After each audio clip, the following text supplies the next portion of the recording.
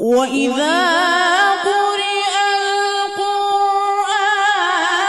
فَاسْتَمِعُوا لَهُ ولا قوة إلا بالله العلي العظيم.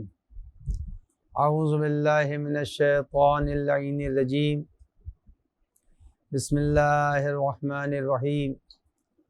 الحمد لله رب العالمين، والصلاة والسلام على أشرف الأنبياء والمرسلين خاتم النبيين بالقاسم محمد وعلى آله الطيبين الطاهرين، لا سيما على الإمام المنتظر واللعنة الدائمة الباقية على أعدائهم أجمعين إلى قيام يوم الدين. أما بعد، فقد قال الله الحكيم في كتابه الكريم: بسم الله الرحمن الرحيم.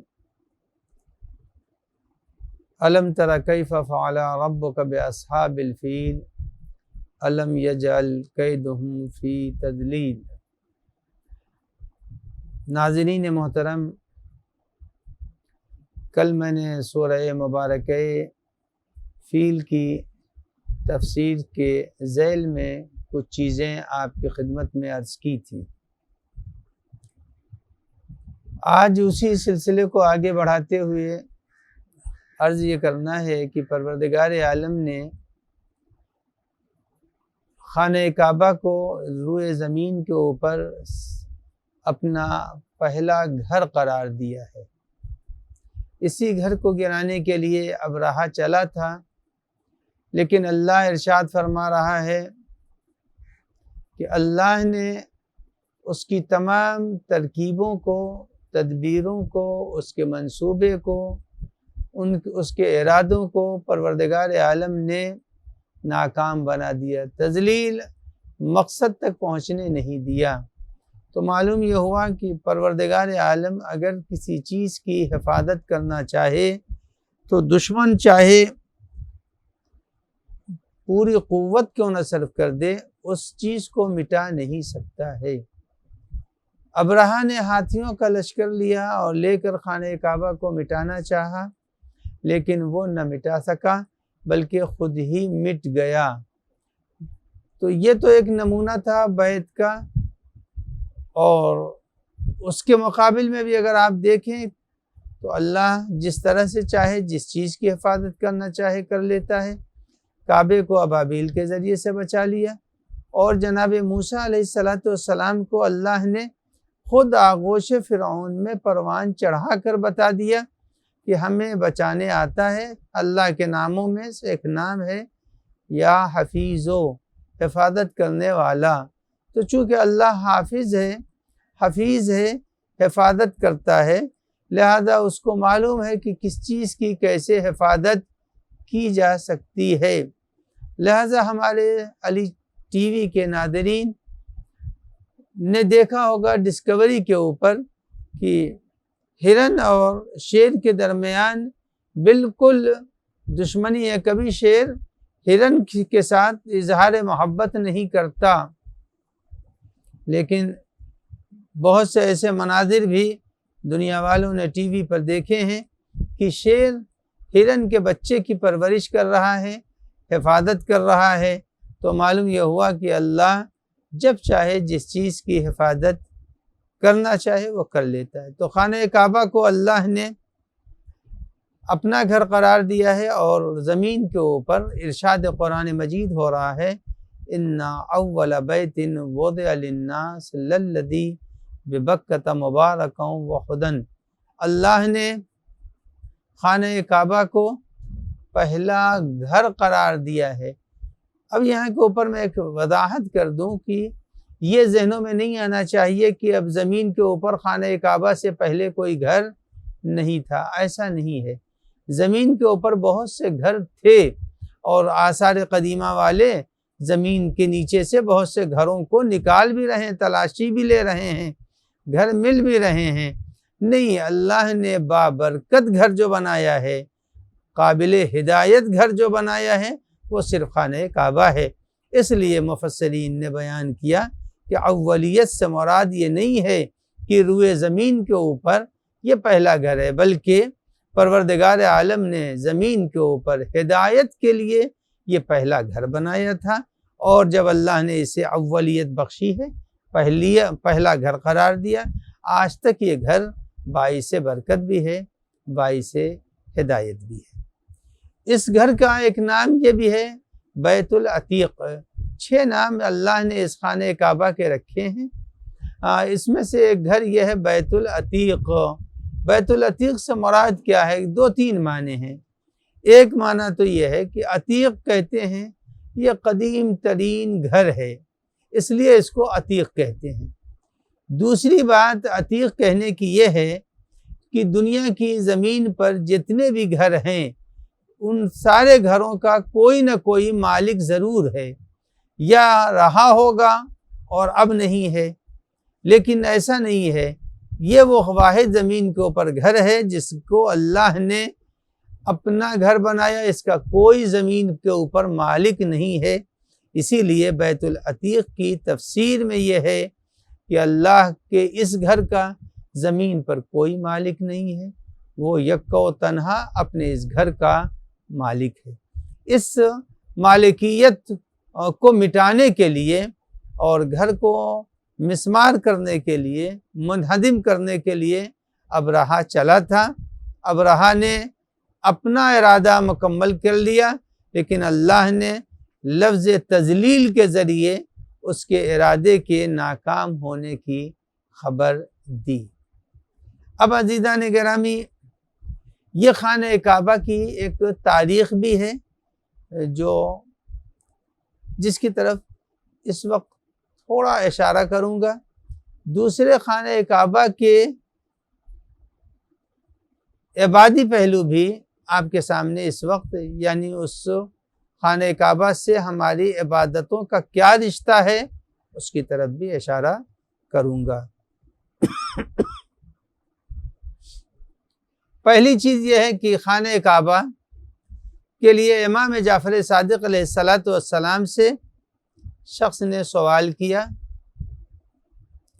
کہ یہ خانہ کعبہ چوکور کو بنا ہے، کسی اور شکل میں بن سکتا تھا خانہ کعبہ؟ تو امام جعفر صادق علیہ السلام نے فرمایا کہ خانہ کعبہ کو اللہ نے چوکور اس لیے بنایا ہے کہ اس کا ڈائریکشن بالکل بیت معمور کے ڈائریکشن میں ہے، سیدھو سیدھ۔ بیت معمور آسمان کے اوپر ہے اللہ کا، وہ گھر جس کا ملائکہ طواف کر رہے ہیں، تو بیت معمور کے بالکل سیدھو سیدھ اور ڈائریکشن میں اللہ نے اس گھر کو قرار دیا ہے۔ چونکہ بیت معمور چوکور ہے، لہذا اللہ نے بھی خانہ کعبہ کو چوکور قرار دیا ہے۔ جب امام علیہ السلام نے سائل کے اور سوال کرنے والے کے سوال کا یہ جواب دیا تو برجستہ اس نے یہ پوچھا کہ مولا یہ بتائیے پھر بیت معمور، وہ گھر جو آسمان کے اوپر ہے، وہ چوکور کیوں بنایا گیا ہے؟ تب اس کے جواب میں امام نے فرمایا کہ اللہ نے اس کو چوکور اس لیے قرار دیا ہے چونکہ تہلیل، تکبیر، تسبیح، تکبیر، یہ 4 چیزیں ہیں، اور انہی بنیادوں کو بیت معمور کی بنیاد قرار دیا گیا۔ وہ کیا چیز ہے؟ آپ روزانہ اپنی زندگی میں اس 4 ذکر کو پڑھتے ہیں، عمل کرتے ہیں، لیکن اس کی اہمیت سے بے خبر ہو سکتا ہے۔ بعض علی ٹی وی کے ناظرین ہوں، لہذا نسل نو کے لیے میں بیان کر دوں کہ خانہ کعبہ چوکور ہے، بیت معمور چوکور ہے، چونکہ تسبیحات 4 ہیں۔ 4 کے معنی 4 تسبیحیں ہیں جو ہر نماز میں تقریباً دوسری اور تیسری اور چوتھی رکعت میں نمازی ادا کرتا ہے، 4 رکعتی نمازوں میں۔ وہ کیا ہے؟ سبحان اللہ والحمد للہ ولا الہ الا اللہ واللہ اکبر۔ تو اب یہاں کے اوپر سبحان اللہ تسبیح ہو گئی، الحمدللہ حمد ہو گئی، لا الہ الا اللہ تحلیل ہو گئی، اللہ اکبر تکبیر ہو گئی۔ تو امام نے فرمایا کہ چونکہ رکن بندگی، رکن ذکر الہی 4 ہے، لہذا اللہ نے بیت معمور کو اسی لیے 4 حصوں میں تقسیم کیا، 4 گوشوں میں بیت معمور کو بنایا، اور اس کے محاذات اور اس کے ڈائریکشن میں، اس کی سیدھ میں اللہ نے جب خانہ کعبہ کو بنایا تو اس کو بھی 4 گوشے قرار دیے۔ اب یہاں کے اوپر تسبیحات اربعہ کی اہمیت کی طرف روشنی ڈال دوں کہ تسبیحات اربعہ کی اہمیت کیا ہے۔ سب سے پہلی چیز، ایک دن پیغمبر اکرم صلی اللہ علیہ وآلہ وسلم تشریف فرما ہے اور آیت الہیہ اللہ کی طرف سے آ رہی ہیں۔ قرآن میں ایک آیت ہے، سورہ مبارکہ کہف کی 46ویں آیت ہے، والباقیات الصالحات خیر عند ربک ثوابا۔ اس آیہ کریمہ کی تفصیل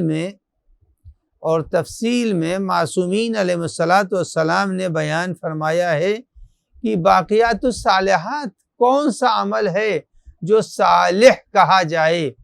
نیک عمل کا اطلاق اور نیک عمل کس پر بولا جاتا ہے، اس سلسلے میں معصوم علیہ السلام نے فرمایا کہ بہترین عمل باقیات الصالحات کے ذیل میں یہ تسبیحات اربعہ آتی ہیں۔ تسبیحات اربعہ سبحان اللہ والحمد للہ ولا الہ الا اللہ واللہ اکبر۔ بعض لوگوں نے اپنی زندگی میں مال کو بہترین عمل قرار دیا ہے، لیکن اب اس سلسلے میں ایک معصوم کی طرف حدیث ہے، پیغمبر کی طرف منسوب ہے حدیث کہ امت پیغمبر میں 3 طرح کے لوگ ہوں گے، 3 طریقے کے لوگ ہوں گے، مال کے جمع کرنے والے 3 طریقے کے لوگ ہوں گے۔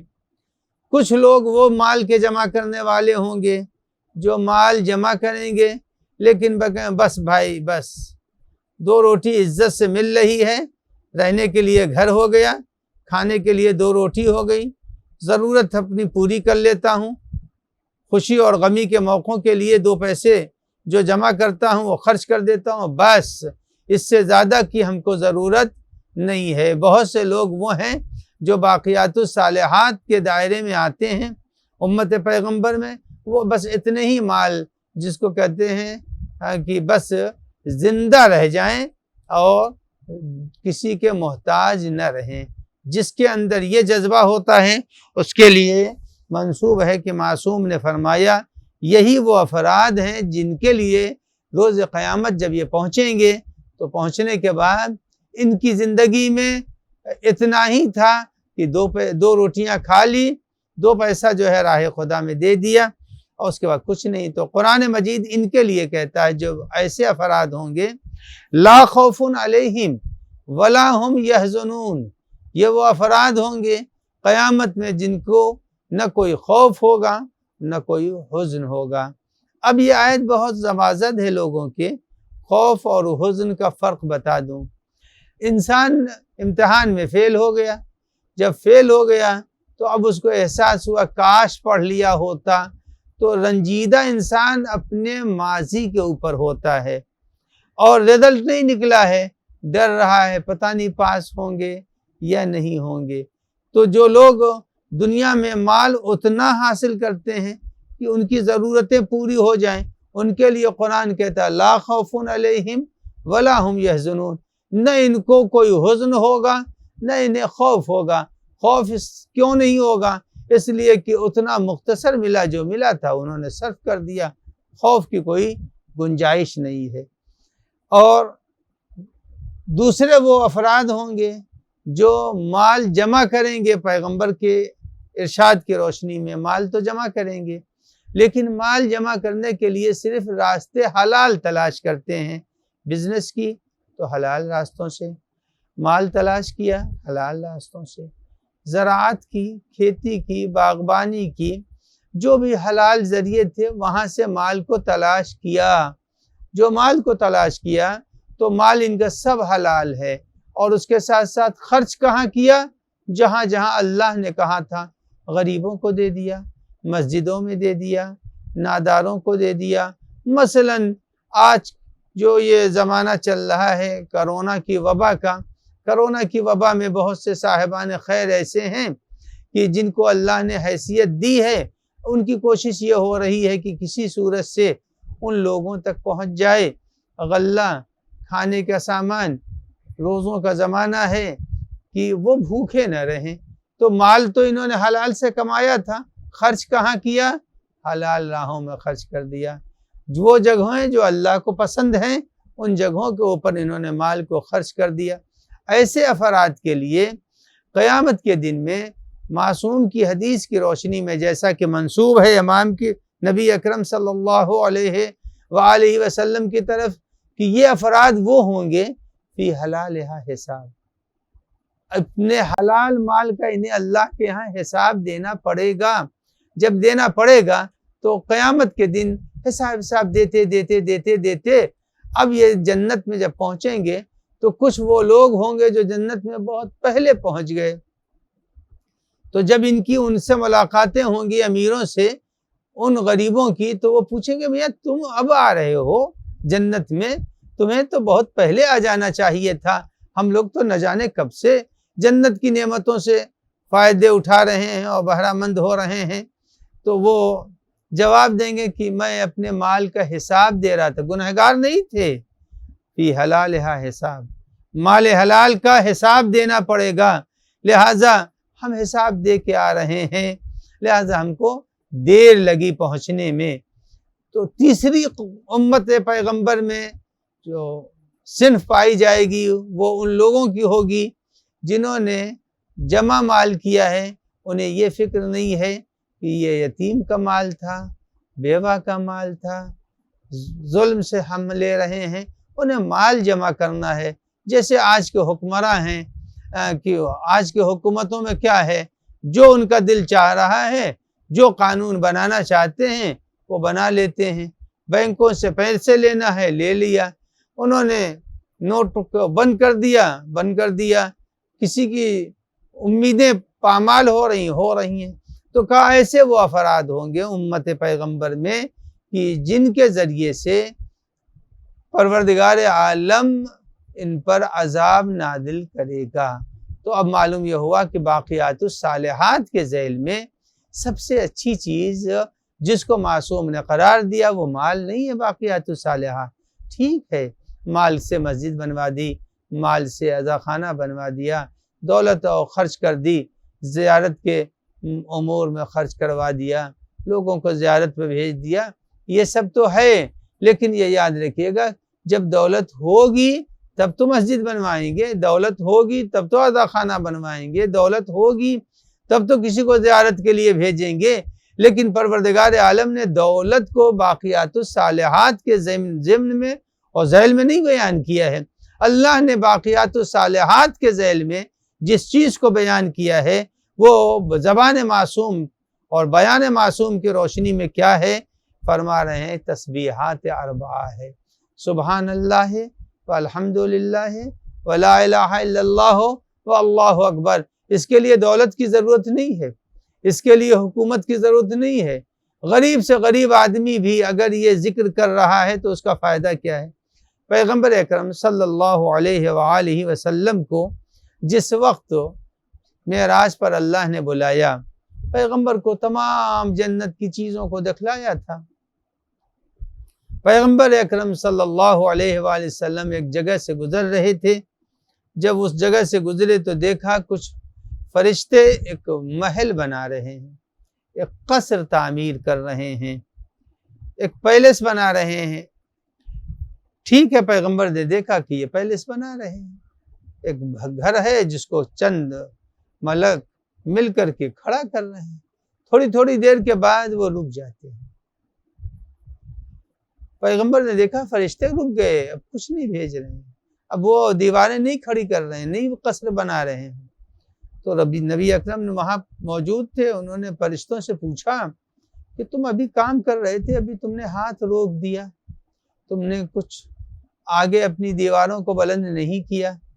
تو فرشتوں نے جواب دیا کہ یا رسول اللہ، جب میرے پاس اینٹیں آ جائیں، مسالے آ جائیں، سامان آ جائے تبھی تو میں گھر بناؤں گا۔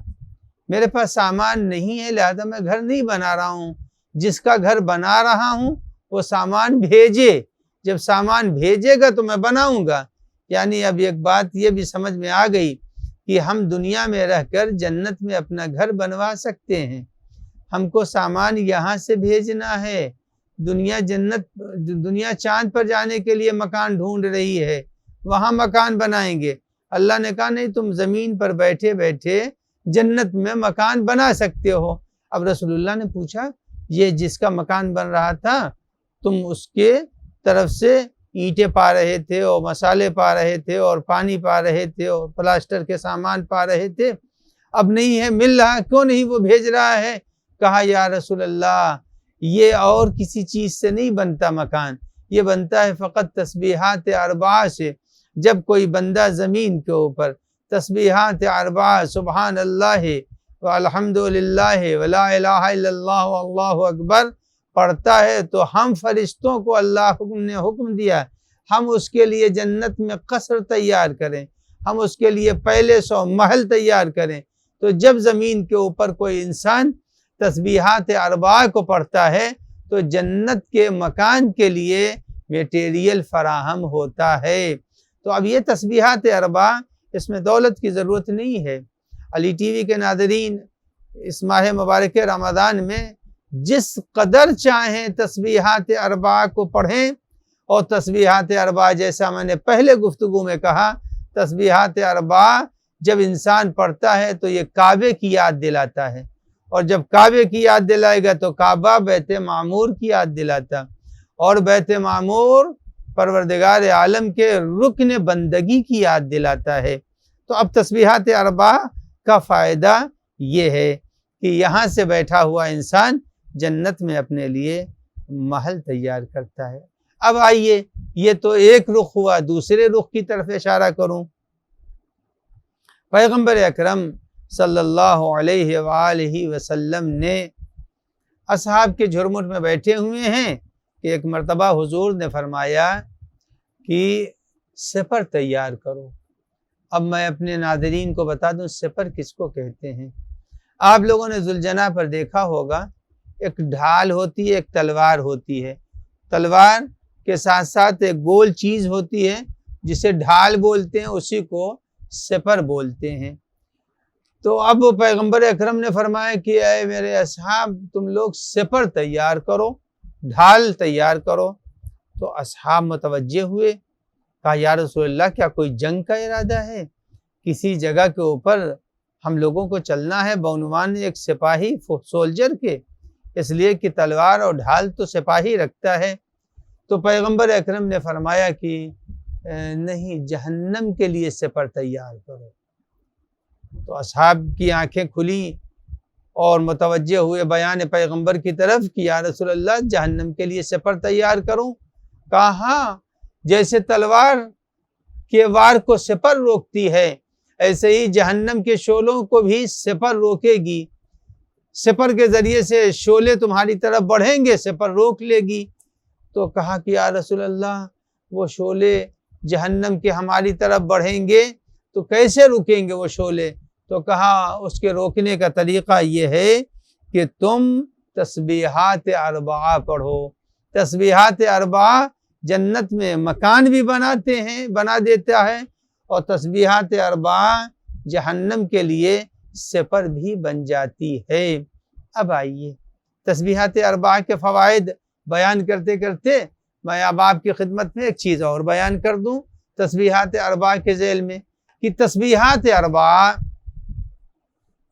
در حقیقت ایک ایسی بڑی نعمت ہے جو پروردگار عالم نے زمین والوں کے لیے فراہم فرمائی ہے۔ ایک ایسی نعمت ہے جس کا کوئی بدل نہیں ہو سکتا۔ اب میں یہاں کے اوپر اس سلسلے میں چند چیزوں کو آپ کی خدمت میں عرض کرتا ہوں۔ سب سے پہلی چیز کہ نبی اکرم صلی اللہ علیہ وآلہ وسلم نے فرمایا، منسوب ہے حضرت کی طرف، کہ اگر کوئی شخص نماز پنجگانہ کے بعد 40 مرتبہ اس ذکر تسبیحات اربعہ کو کرے. 40 مرتبہ بہت آسان ہے. سبحان اللہ والحمد للہ ولا الہ الا اللہ واللہ اکبر. شاید آدھے سیکنڈ کے اندر وہ اس 40 مرتبہ ذکر کو ادا کر سکتا ہے. یہ نبی فرما رہے ہیں. یہ کسی ایم ایل اے اور ایم پی کا وعدہ نہیں ہے جو وعدہ کر کے الیکشن کی کامیابی کے بعد مکر جاتے ہیں. یہ نبی کا وعدہ ہے. پیغمبر فرماتے ہیں کہ اللہ کا ذکر اگر کوئی شخص کر رہا ہے 40 مرتبہ تسبیحات اربعہ کے ذریعے بعد از نماز، تو جو دعا کرے گا اللہ اس کی دعا کو قبول کر لے گا. تو تسبیحات اربعہ اگر 40 مرتبہ پڑھ دیا جائے تو اس کی دعا قبول ہوگی. اور اس کے بعد پیغمبر کا ارشاد ہے وہ اپنی جگہ سے اٹھے گا نہیں. وہ اٹھے گا نہیں کہ اس کی دعا مستجاب ہو جائے گی. تو ماہ مبارک بھی ہے، خود وہ رحمتیں نازل کر رہا ہے اور خود اس نے فرمایا ہے کہ تم اس مہینے میں مانگو میں تمہاری دعا کو قبول کروں گا. تو بہتر یہ ہوگا کہ دعائیں کی جائیں اس مہینے میں. جتنے بھی ہمارے ناظرین ہیں وہ 40 مرتبہ دعا کے بعد یا نماز کے بعد یا تعقیبات کے بعد تسبیحات اربعہ پڑھ لیں، اور پڑھنے کے بعد اب وہ اللہ سے دعا کریں. انشاءاللہ دعا ہر طرح کی مستجاب ہوگی. اس کے بعد ایک روایت میں یہ ہے کہ اگر 40 مرتبہ نہیں 30 مرتبہ کوئی تسبیحات اربعہ کو پڑھ رہا ہے تو اس کا فائدہ کیا ہوگا؟ تو معصوم کی طرف منسوب ہے کہ حضرت نے فرمایا کہ اگر کوئی شخص 30 مرتبہ پڑھتا ہے تو درخت سے جیسے پتے جھڑتے ہیں، خزاں میں پتے، ہوا کا جھونکا آیا، پتے جو ہیں پیلے ہوئے جھڑنے شروع ہوتے ہیں، گرنا شروع ہو جاتے ہیں، پتیاں گرتی ہیں. کہا گناہ اس کے اس طرح جھڑتے ہیں جیسے خزاں میں درختوں سے پتے جھڑتے ہیں. اس کے بعد امیر المومنین علی ابن ابی طالب، دیکھیے سب کے لیے راستہ کھلا ہوا. 40 مرتبہ بھی کہہ سکتا ہے، 30 مرتبہ بھی کہہ سکتا ہے. برہ ابن عازب سے امیر المومنین کی گفتگو ہوتی ہے تو امیر المومنین علی ابن ابی طالب علیہ السلام برہ سے کہتے ہیں کہ اے برہ، دیکھیے اب تو جی پی ایس چل رہا ہے، ہر آدمی جی پی ایس کے سہارے چلتا ہے. کہیں ایسا نہ ہو جائے کہ بھائی روڈ کے اوپر ادھر ادھر چلے جائیں، ہر گلی کوچے میں پہنچنے کے لیے جی پی ایس کا سہارا لے رہا ہے.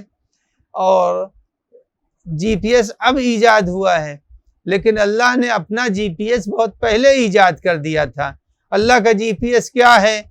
ایک تو اس نے بتا دیا کہ تم دعا کرو اہدنا الصراط المستقیم، سیدھے راستے پر چلو، بھٹکنا نہیں، ہم سے دعا بھی کرتے رہو. اس کے بعد سے اب جی پی ایس اگر ہے کوئی تو یہ جی پی ایس امیر المومنین علی ابن ابی طالب علیہ السلام نے برہ ابن عازب کو دیا.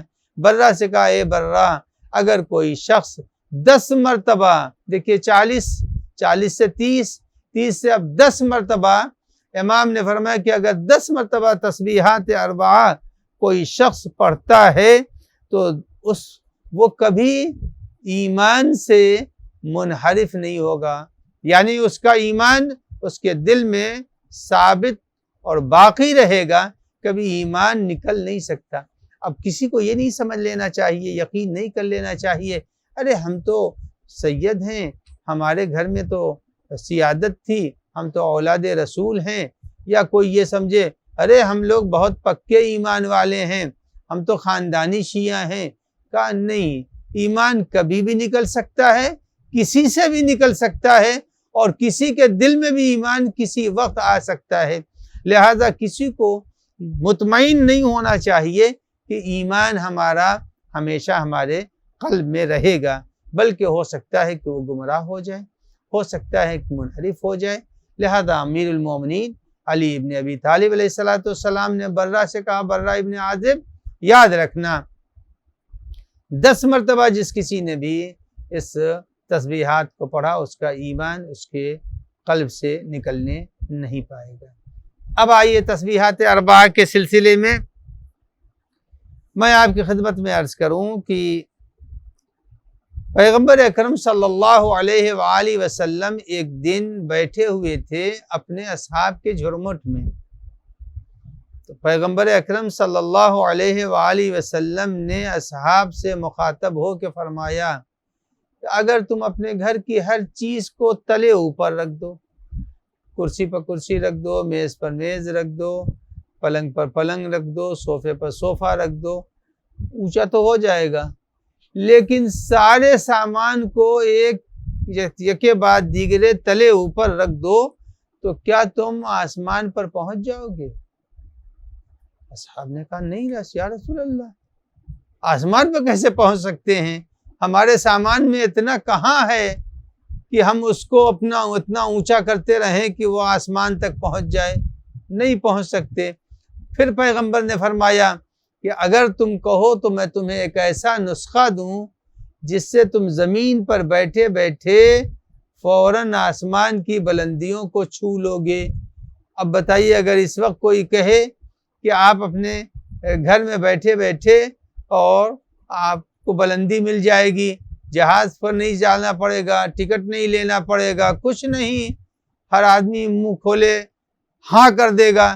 رسول اللہ نے کہا زمین پر بیٹھے بیٹھے میں تمہیں آسمان پر پہنچا دوں، ہے تم میں سے کوئی راضی؟ سب نے منہ کھول دیا، یا رسول اللہ بالکل مجھ کو چاہیے، میں آسمان پر جانا چاہوں گا، زمین پر بیٹھے بیٹھے آسمان کی بلندیوں کو چھو لوں. تو پیغمبر نے فرمایا اس کے لیے ایک ہی ذریعہ ہے. وہ ذریعہ کیا ہے؟ تسبیحات اربع. اگر کوئی تسبیحات اربع بیٹھ کر پڑھ رہا ہے تو اتنی دیر اس کا رشتہ کس چیز سے ہے؟ آسمان کی بلندیوں سے. اور آج سمجھا دینا میرے لیے مشکل نہیں ہے. دیکھیے سیٹلائٹ کو ہم نہیں دیکھ رہے ہیں، نہ جانے ہزاروں میل کے بلندیوں پر وہ ہمارے ایٹماسفیئر میں گردش کر رہی ہے جسے ہم دیکھ نہیں رہے ہیں.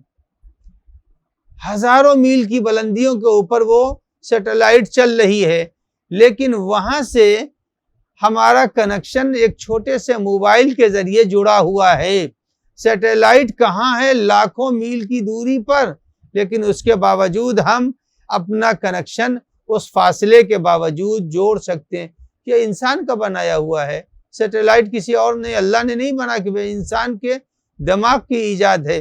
اگر انسانی سیٹلائٹ سے ہم اپنے گھر کے موبائل کے ذریعے لاکھوں اور ہزاروں میل کی دوری سے رابطہ برقرار کر لیتے ہیں، سات سمندر پار کے ملکوں سے اگر ہم اس وقت چاہیں تو ٹیلی فون کے ذریعے باتیں کر لیتے ہیں، تو یہ اگر انسانی ایجاد میں اتنا کرشمہ ہے کہ ہزاروں میل کے فاصلے کے بعد بھی ہم رابطہ برقرار کر لیتے ہیں، تو وہ ذکر الہی کوڈ ہے. یہ سبحان اللہ والحمدللہ ولا الہ الا اللہ واللہ اکبر، یہ کوڈ ہے. اور اس کے ذریعے سے انسان اس فاصلوں کو طے کر لیتا ہے جو فاصلہ معراج ہے. آسمان کی بلندیوں پر آدمی اس ذکر کے ذریعے سے پہنچ جاتا ہے. اب آئیے امام رضا علیہ السلام نے اسی تسبیحات اربع کے ذیل میں فرمایا کہ دیکھیے 4 ٹکڑے ہیں جس کو میں بار بار پڑھ رہا ہوں. ایک تسبیح ہے، دوسرے حمد ہے، تیسرے تحلیل یعنی لا الہ الا اللہ ہے، اور پھر چوتھے اللہ اکبر ہے. یہ 4 ٹکڑے ہیں.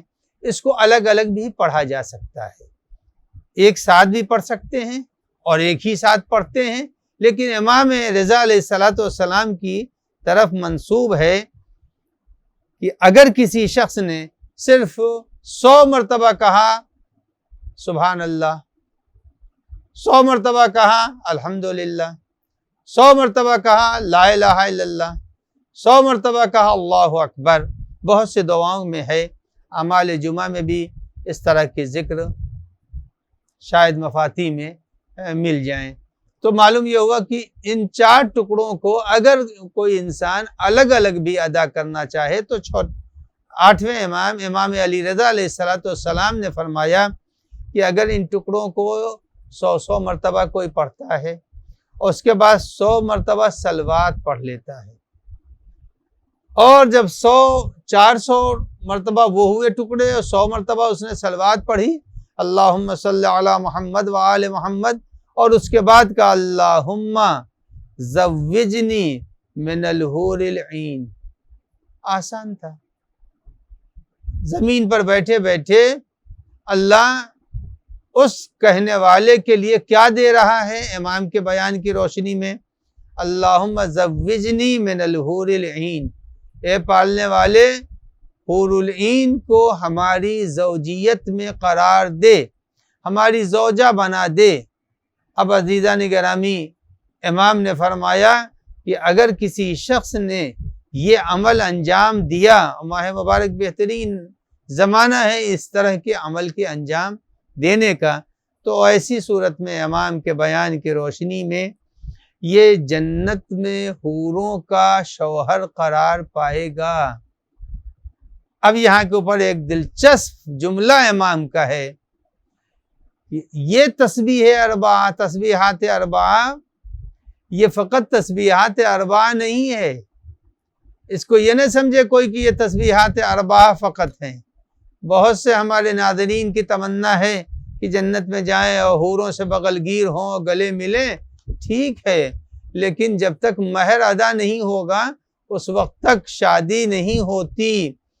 قرض کے اوپر یہاں بیویاں مل جائیں گی، لیکن جنت میں قرض نہیں چلتا۔ جنت میں پہلے مہر فراہم کیجئے تب شادیاں ہوں گی۔ یہاں تو چلیے ہم لوگ جب نکاح پڑھنے بیٹھتے ہیں تو پوچھا بھائی مہر ادا کیا؟ نہیں مولانا ادا نہیں کیا، کر دیں گے۔ چلیے نکاح ہم نے پڑھ دیا، وہ بیوی بن بھی گئیں، لیکن یہ یاد رکھیے گا وہاں کے اوپر ایسے مہر ادا نہیں کیا جائے گا کہ دے دیں گے، وہاں مہر پہلے ہونا چاہیے۔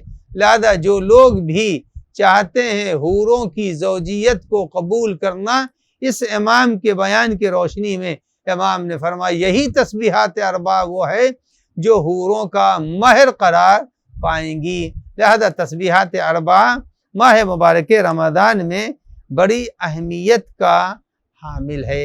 اس کو حقیر نہیں سمجھنا چاہیے، اسے کم نہیں سمجھنا چاہیے، بلکہ میں تو یہی کہوں گا، ایسے اس سال کرونا نے سب کو گھر میں بیٹھلا دیا ہے، اور برسوں کے مقابلے میں، گزشتہ سالوں کے مقابلے میں اس سال لوگوں کے پاس عبادت کے مواقع زیادہ ہیں بنسبت گزشتہ برسوں کے۔ لہٰذا اگر کچھ بھی نہیں کر سکتے تو کل جو میں نے ذکر کی طرف اشارہ کیا تھا، آج جو ذکر کی طرف اشارہ کر رہا ہوں کہ 8 تسبیح، 10 تسبیح، 5 تسبیح، تسبیحات اربعہ پڑھتا رہے انسان، تاکہ پروردگار عالم کہ اس مقام کو پہنچ جائے جو مقام بیت معمور سے اوپر ہے۔ وہ کون سا مقام ہے؟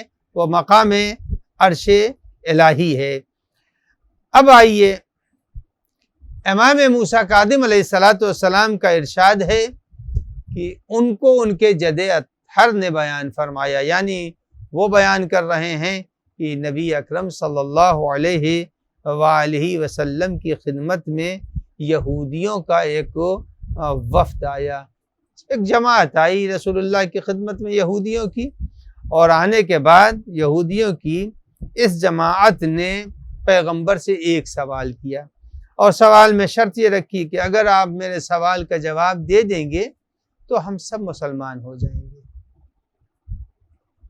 تو پیغمبر اکرم صلی اللہ علیہ وآلہ وسلم نے ان آنے والوں سے کہا کہ تمہارا دل چاہے جو سوال کرنا چاہو کر لو۔ ڈرتا تو وہ ہے جو علم کم رکھتا ہے، وہ علم لدنی کے مالک، تو انہوں نے کہا کوئی نہیں، کیا پوچھنا چاہتے ہو؟ تو پوچھا کہ یہ بتائیے کہ جب اسماعیل اور ابراہیم علیہم السلام خانہ کعبہ کی دیواروں کو بلند کر رہے تھے، اذ یرفع ابراہیم القواعد من البیت، چونکہ یہ ساری گفتگو سورہ فیل سے متعلق ہے، اور سورہ فیل میں خانہ کعبہ کو منہدم کرنے کے لیے ابرہہ آیا تھا، ڈھانے کے لیے آیا تھا، لہذا اسی سے متعلق ساری گفتگو ہے اس آج کے پروگرام میں۔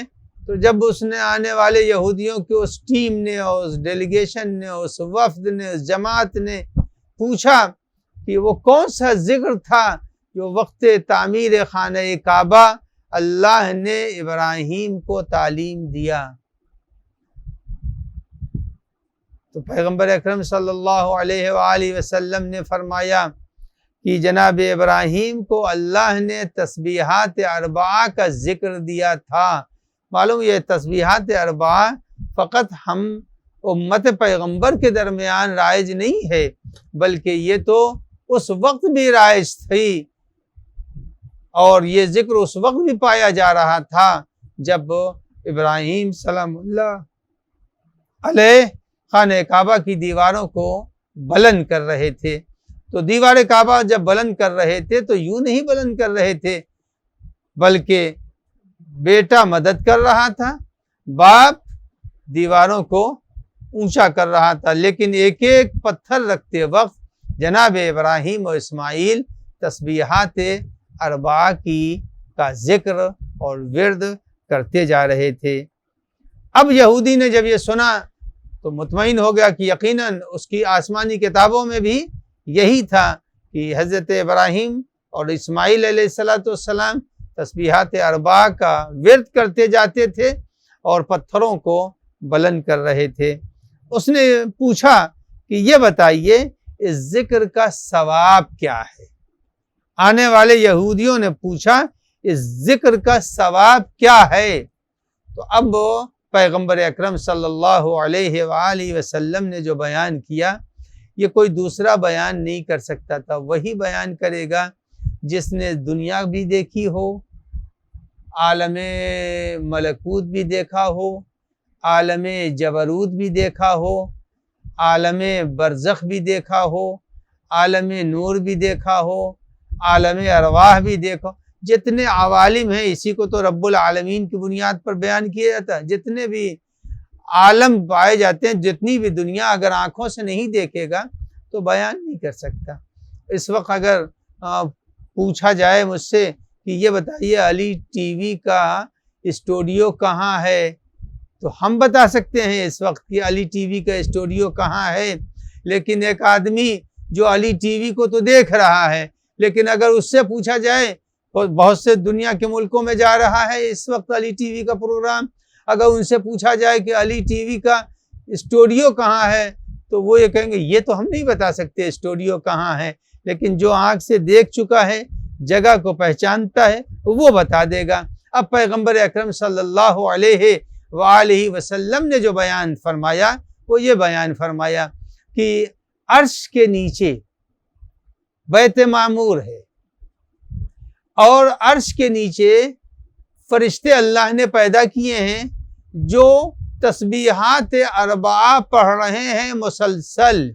نہج البلاغہ کے اندر بھی ذکر ہے، آنے والے پروگرام میں ہو سکتا ہے میں اشارہ کر دوں، تو کہا عرش کے نیچے جو فرشتے ہیں جن کی کوئی تعداد نہیں ہے، وہ تعداد اس لیے نہیں ہے کہ ایک مرتبہ جو فرشتہ عرش کے ارد گرد طواف کر کے جاتا ہے دوبارہ وہ اب نہیں آ سکتا، پھر دوبارہ دوسرے، پھر تیسرے، پھر چوتھے، ہر فرشتہ نیا ہے جو عرش کے نیچے طواف کر کے جاتا ہے۔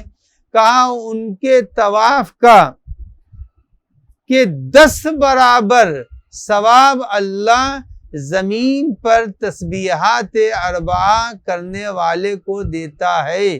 تو جب یہودیوں نے یہ سنا کہ پیغمبر اکرم نے فرمایا کہ پہلا ذکر یہ تھا، اور اس کے بعد فرمایا کہ اس ذکر کو جو وہاں کے اوپر ہے وہ یہاں پر جب کوئی ادا کرتا ہے تو اس کو ان فرشتوں کے 10 برابر ثواب پروردگار عالم عنایت فرماتا ہے۔ اب اس کے بعد آنے والے یہودیوں نے قبول تو کر لیا، پھر پوچھا کہ یہ بتائیے کہ تسبیحات اربعہ میں جب دوسرا ٹکڑا ہے الحمد کا، اس الحمد کے ٹکڑے کا ثواب کیا ہے؟ جب سبحان اللہ و الحمدللہ کہا تو الحمدللہ کا ثواب کیا ہے؟ تو امام نے فرمایا کہ الحمدللہ کا ثواب یہ عام آدمی بیان نہیں کر سکتا۔ دیکھیے الگ الگ ملکوں میں الگ الگ رسمیں، الگ الگ الفاظ ہیں، ہم تو سارے دنیا کی زبانوں کو نہیں جانتے۔ جو قدیم زمانے میں کسی کے یہاں پہنچتا تھا تو کہتا تھا آداب عرض ہے، تو کوئی کہتا ہے آج کی دنیا میں سلام علیکم، تو کوئی کسی جگہ جاتا ہے تو گڈ مارننگ کہتا ہے۔ افریقہ کے ملکوں میں جو سہیلی زبان کے جاننے والے ہیں وہ اپنی زبان میں وارد ہوتے ہیں کسی جگہ کے اوپر، تو وہ کلمہ، وہ لفظ جو ان کی زبان میں رائج ہے وہ بیان کیا جاتا ہے۔ پیغمبر اکرم صلی اللہ علیہ وآلہ وسلم نے بیان فرمایا کہ الحمدللہ کا یہ جو ذکر کا ٹکڑا ہے، یہ ٹکڑا کون کہے گا؟ کہا کہ یہ ٹکڑا ان لوگوں کی زبان پر جاری ہوگا جو جنتی ہوں گے، اور پہلا قدم جب جنت میں رکھ رہے ہوں گے تو وہ اس وقت ادا کر رہے ہوں گے الحمدللہ الحمدللہ، اے پالنے والے تیری حمد ہے کہ ہم اس لائق ہو گئے کہ آج وارد جنت ہو جائیں، یعنی جنت کے دروازے پر قدم رکھتے ہوئے جنتی اس جملے کو کہے گا۔ تو اب اس ذکر کو اگر کوئی شخص یہاں کے اوپر انجام دے رہا ہے تو بیک وقت وہ عرش کی تسبیح کا بھی مستحق قرار پا رہا ہے، اور اس جنت کے دروازوں میں بھی قدم رکھ رہا ہے جس جنت میں جنتی جاتے وقت کہیں گے الحمدللہ۔ اس کے بعد سے امام علیہ السلام سے اس نے پوچھا کہ یہ بتائیے کہ جو تیسرا ٹکڑا ہے سبحان اللہ والحمدللہ ولا الہ الا اللہ، اس لا الہ الا اللہ کے کیا اس کا اثر ہے، اس کا ثواب ہے، اس کی اہمیت ہے؟ تو پیغمبر اکرم صلی اللہ علیہ وآلہ وسلم نے فرمایا کہ یہ جملہ جو لا الہ الا اللہ ہے، یہ جملہ قیمت ہے جنت کی۔